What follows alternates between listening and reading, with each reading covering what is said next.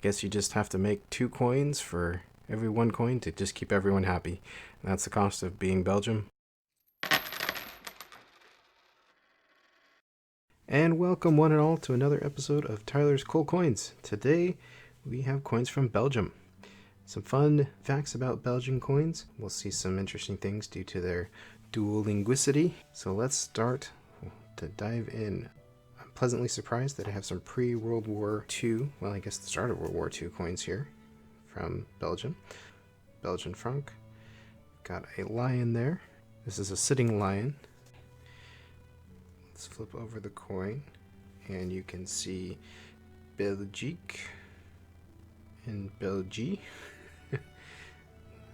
That's my American English. This is the French way of saying Belgium. This is the Dutch way of saying Belgium. So you've got a coat of arms here. This is the 3 coat of arms of West Flanders, Namur, and Limburg in front of a tree dividing the bilingual legend. So it was 1939. Now we have a franc. At this point, they have now made the issued francs that either have the Dutch or the French version here. Let me get some better light here for you. There we go. Now this one, franc, is from 1969. The head of Ceres with a cornucopia on the right and the designer's name below, which is Marcelo Rao. Got some stars here by the dates.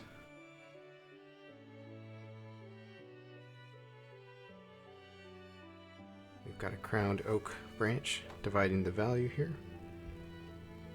And moving on to the 5 franc piece from the same era. These are very similar on the back as the 1 franc. You've got again the oak branch dividing the value there from the denomination.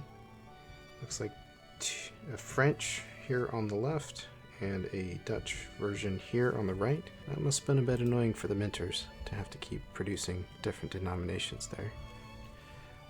If we flip these over though, this one 1962, this one is 1949.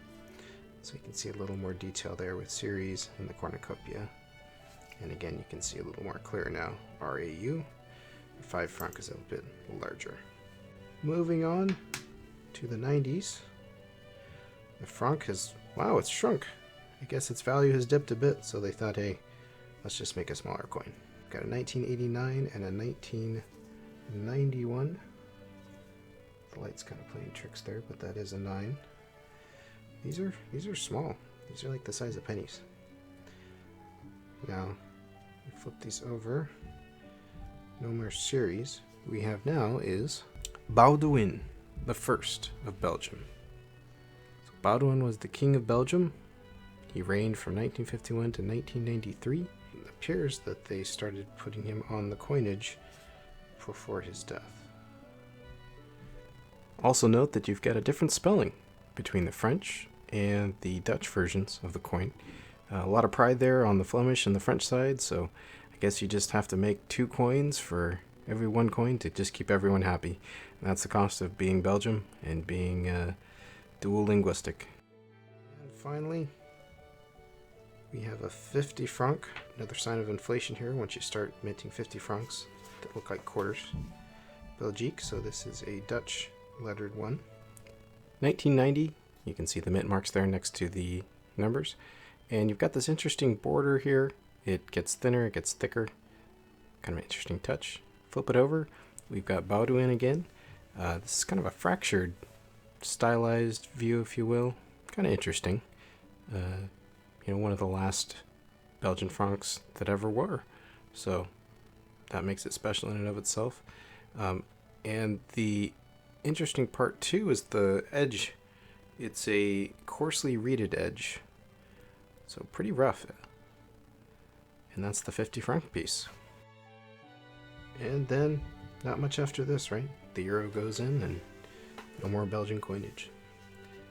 So there you go, folks. Hope you enjoyed seeing my Belgian coins. Stay tuned for more. A lot more coal coins from Europe after that EU takeover. So look forward to those. Thanks for watching, and please subscribe.